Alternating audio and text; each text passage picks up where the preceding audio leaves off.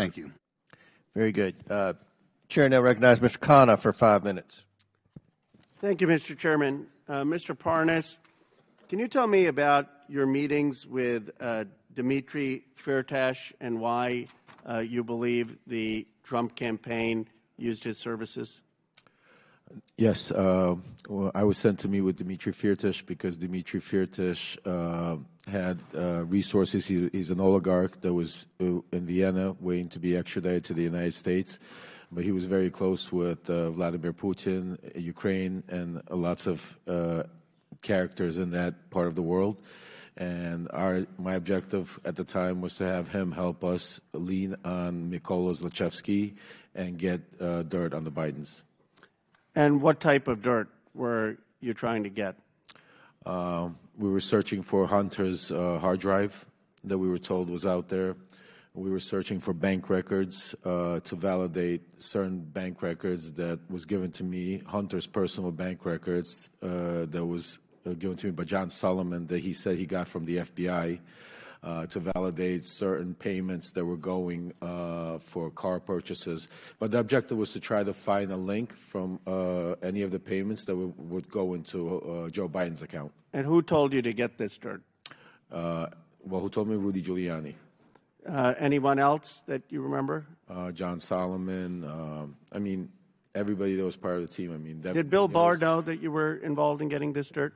Absolutely. Bill Barr was notified of our investigation from the day he took office. Did you ever have a conversation with Bill Barr of being lenient towards Dmitry in his role, in Bill Barr's role as Attorney General? I personally did not, but I was witness to Victoria Tunzing and Joe DeGeneva having a conversation with Bill Barr about Dmitry Firtash. What did they say to Bill Barr? Basically, they were telling him that the charges were false and that he needs to drop the charges and basically end the case. And why did they tell him to drop the charges on this Russian oligarch?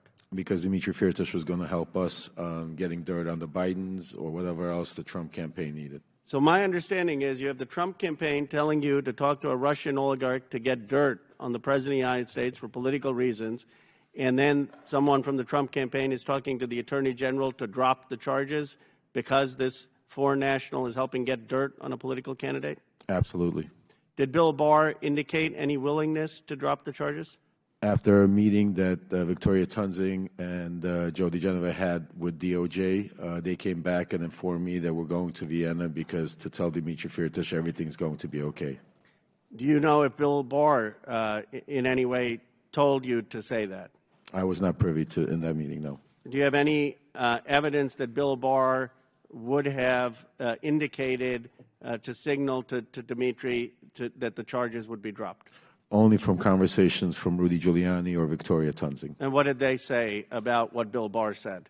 They basically told me that this would be taken care of as long as Firtash played ball, and that's the message they relayed to me to tell Firtash. And they said that Bill Barr was conveying that to them directly? Yes, after meetings. There were several meetings.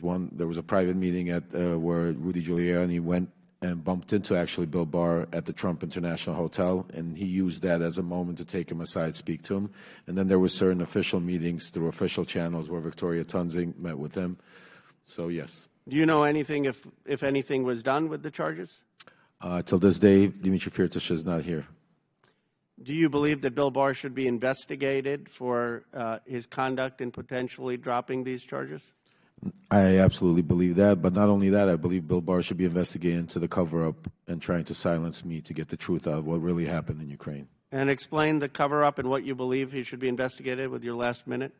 My arrest was set up strictly to shut me up, to seal my documents, take away all my information, and turn me into a crazy man that had no way to prove what was going on. But the real story was Bill Barr was trying to save Donald Trump from impeachment and use me as a scapegoat. What he didn't realize was Donald Trump was not going to stop and was continue doing what he wanted to do. And that's why it blew up in Bill Barr's face.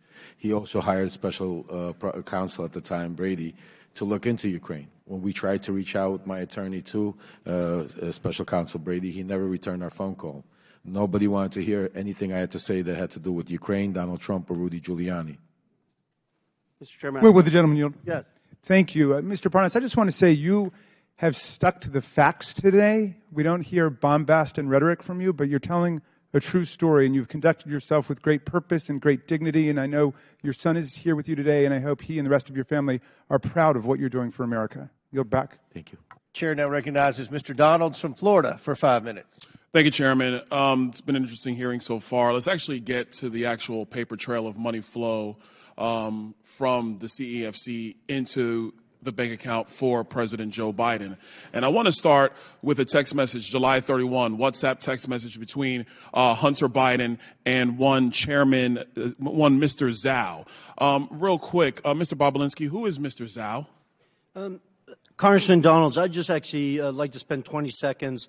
If you noticed, Congressman Khanna scurried out of here very quickly, and I'm actually disgusted as I sit here that he didn't address me based on the fact that I'm sitting here in front of the world trying to testify to the truth.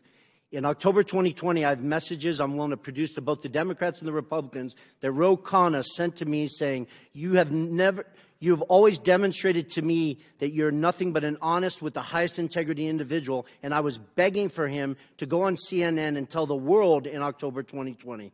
I have extensive emails with Congressman Ro Khanna in 2021 and 2022 where I begged him and his staff to sit down with me and look at my BlackBerry phones that the Democrats are so focused on, to hire forensics experts and go through all of the factual information I had. So the fact that he did not even address me and then scurried out of here is disgusting to me. All right. Sorry, Mr. Donalds. I'll answer your question now.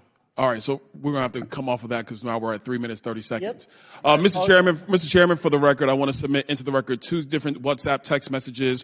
One, July 31, between Hunter Biden and Mr. Zhao of CEFC, which stipulates that Hunter Biden wants to be able to move on from and get the contract resolved, get the deal resolved, and that Mr. Zhao responds and says, yes, the CEFC is willing to cooperate with the family. On August 31, there's another exchange, this time August 3rd, 2017, between Hunter Biden and Mr. Ganwei Dong. And in this message, they're talking about the stipulations of the arrangement between the Biden family and CEFC. I want to submit both WhatsApp text messages for the record, Mr. Chairman. Without objection to order.